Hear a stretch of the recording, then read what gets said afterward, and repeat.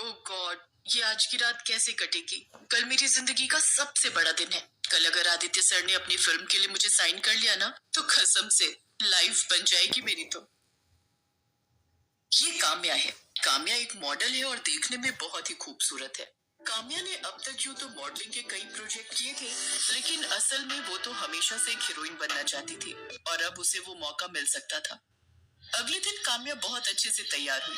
उसने एक खूबसूरत ड्रेस पहनी, जिसे उसने एक बहुत ही बड़े शोरूम से काफी महंगे दाम पर खरीदा था।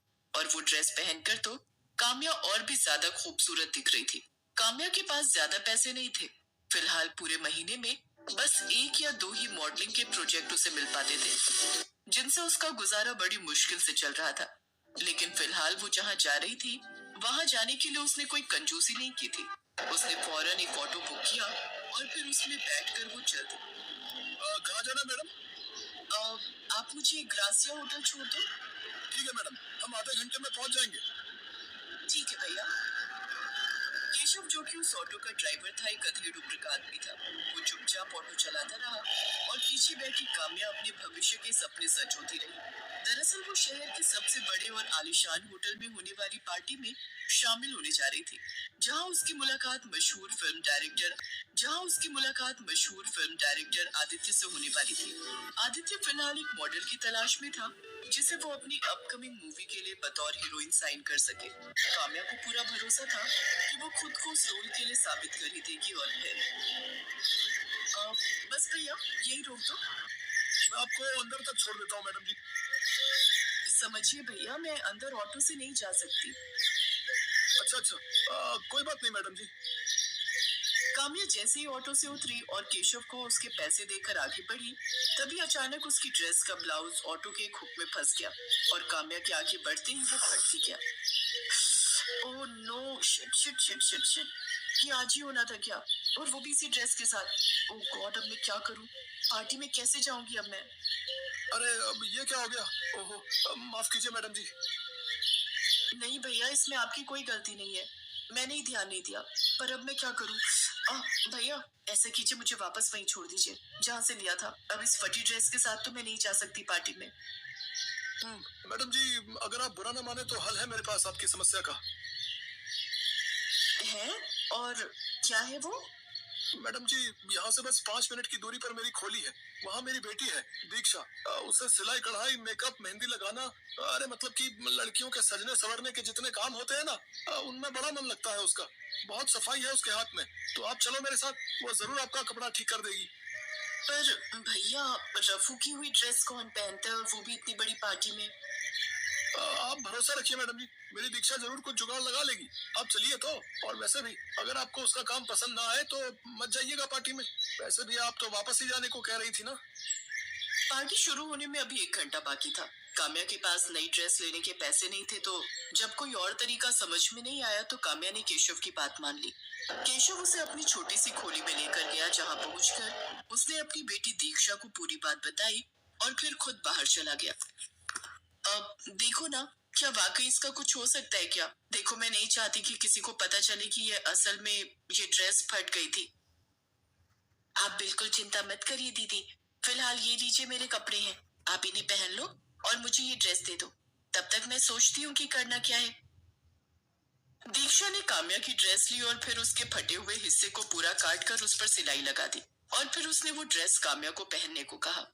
अरे पर मैं इसे पहनकर कैसे बाहर जा सकती हूँ? और तुमने ये क्या किया? तुमने तो उसे पूरा ही काट दिया। देखो, मैं मॉडर्न कपड़े पहनती हूँ, पर इतने भी नहीं। ओहो दीदी, आप परेशान क्यों हो रही हो? आप इसे पहन कर तो आओ। बाकी आगे क्या करना है मैं बताती हूँ। और आप भरोसा रखिए, मैं आपको इस आधी ड्रेस में नहीं भेजूंगी। काम्या के पास फिलहाल दीक्षा की बात मानने के सिवाय और कोई चारा नहीं था। उसने वही ड्रेस पहनी जो फिलहाल पूरी बैकलेस थी और फ्रंट साइड से भी काफी डीप नेक थी। लेकिन फिर ठीक है दीदी, अब आप यहाँ आकर बैठ जाइए और मुझे बस 10 मिनट दीजिए। इतना कहकर दीक्षा ने अपने हाथ में मेहंदी का एक कोन उठा लिया, जिसे देखकर काम्या को कुछ समझ नहीं आ रहा था। लेकिन फिर भी वो दीक्षा की बात मानकर वहीं बैठ गई। और फिर दीक्षा ने शुरू की अपनी कलाकारी।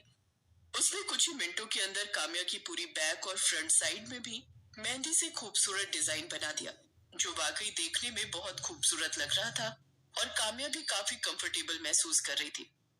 क्या बात है! तुम तो सच में जादूगर हो दीक्षा। कमाल कर दिया तुमने तो।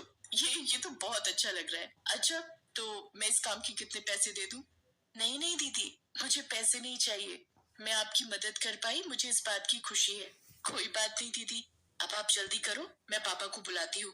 आपको सही समय पर पार्टी में भी तो पहुंचना है ना? इतना कहकर दीक्षा केशव को बुलाने बाहर चली गई। तभी काम्या ने देखा कि दीक्षा ने अपना खाना आधे में ही छोड़कर उसकी मदद की थी, क्योंकि उसकी थाली वही मेज के एक कोने पर रखी थी, जिसमें सूखी रोटी के साथ बस एक प्याज का टुकड़ा था। ये देखकर काम्या को बहुत बुरा लगा। कुछ देर बाद केशव ने काम्या को ऑटो में बिठाया और फिर होटल की तरफ चल पड़ा। और इस तरह काम्या बिल्कुल ठीक समय पर पार्टी में पहुंच गई। Hello Aditya sir. Oh, hello, sweetie. How are you? All good sir. Oh my God, what a lovely dress. और ये डिजाइन, wow. जरा पीछे घूमो. You are looking awesome. वैसे डिजाइनर कौन सा है? वो मेरा पर्सनल डिजाइनर है सर। इसके बाद आदित्य और काम्या में काफी देर तक बातें हुई। आदित्य काम्या और उसके ड्रेसिंग सेंस से काफी इम्प्रेस था और आखिरकार काम्या को वो प्रोजेक्ट मिल ही गया। काम्या बहुत ज्यादा खुश थी। और फिर दीक्षा, कहाँ हो? जल्दी से यहाँ आओ। अरे जल्दी आओ ना। अरे दीदी आप, अब कैसी रही आपकी पार्टी? बहुत ही शानदार। वहाँ हर कोई बस मुझे ही देख रहा था। और तुम्हें पता है मुझे वो मूवी भी मिल गई, वो भी लीड रोल में। अरे वाह दीदी, बहुत बहुत बधाई आपको। शुक्रिया दीक्षा, लेकिन सच तो ये है कि अब ये सब तुम्हारी वजह से ही हो पाया है। तुमने मेरी उस फटी ड्रेस को इतना खूबसूरत और सबसे अलग बना दिया कि पूरी पार्टी की मेन अट्रैक्शन बन गई वो तो। अब लेकिन अब तुम मेरी बात ध्यान से सुनो। आज से तुम मेरी पर्सनल कॉस्ट्यूम डिजाइनर हो। तो अब से मैं जिस भी फंक्शन या पार्टी में जाऊंगी, तुम ही मेरी ड्रेस तैयार करोगी। और सुनो, मुझे हर जगह मेहंदी वाला ब्लाउज पहनकर जाना है, लेकिन तुम्हें हर बार अलग अलग तरह की और अलग डिजाइन की मेहंदी लगानी होगी। बोलो, कर लोगी ना? हाँ हाँ दीदी, क्यों नहीं। मुझे तो मेहंदी लगाने का कितना शौक है, आपको तो पता ही है। और ये भी जानती हूँ कि कितनी सुंदर मेहंदी लगाती हो तुम। अब बस तुम्हें अपने उसी हुनर को कैश करना है और मैं तुम्हें प्रमोट करूंगी। प्रमोट? मतलब मैं कुछ समझी नहीं दीदी। अरे तुम ज्यादा मत सोचो, बस जैसा मैंने कहा है वैसा करती जाओ। दीक्षा ने ऐसा ही किया। अब काम्या जहाँ भी जाती, दीक्षा से ही मेहंदी वाला ब्लाउज और बाकी की ड्रेस डिजाइन करवा कर जाती। और धीरे धीरे ये उसका स्टाइल सिंबल बन गया, जिसने उसे तो फेमस किया ही, साथ ही साथ दीक्षा के लिए भी कामयाबी के रास्ते खोल दिए। ये लो दीक्षा, ये तुम्हारी पहली कमाई है। नहीं दीदी, मैंने आपको बड़ी बहन माना है, तो मैं आपसे पैसे कैसे ले सकती हूँ? ये पैसे मैं तुम्हें नहीं दे रही मेरी बहन, बल्कि ये उस प्रोजेक्ट का साइनिंग अमाउंट है जो तुम्हें मिला है। मतलब दीदी, अब तुम एक मामूली लड़की नहीं हो, एक मशहूर कॉस्ट्यूम डिजाइनर हो, जिसके बनाए मेहंदी वाले ब्लाउज हर कोई पहनना चाहता है। समझी? मुझे देखकर कई लोगों ने तुम्हें हायर करने की बात कही है, और उन्हीं में से एक ने ये पैसे एडवांस बुकिंग के तौर पर दिए हैं। वो पैसे काफी ज्यादा थे, इतने जितने की दीक्षा ने कभी अपने सपने में भी नहीं सोचे थे। उसकी आंखों में खुशी के आंसू थे, और वो भी अब अपने हुनर से अपनी किस्मत चमकाने के लिए पूरी तरह से तैयार थी। किस्मत का पहिया घूम चुका था। काम्या एक बड़ी और सक्सेसफुल हीरोइन बन गई थी, और दीक्षा एक मशहूर कॉस्ट्यूम डिजाइनर। फिर एक दिन, आप हमारी जिंदगी में साक्षात माँ लक्ष्मी बनकर आई हो। नहीं नहीं अंकल जी, सच तो ये है, आपके और मेरे जीवन में लक्ष्मी इसीलिए आ सकी है क्योंकि आपकी बेटी साक्षात माँ सरस्वती का रूप है।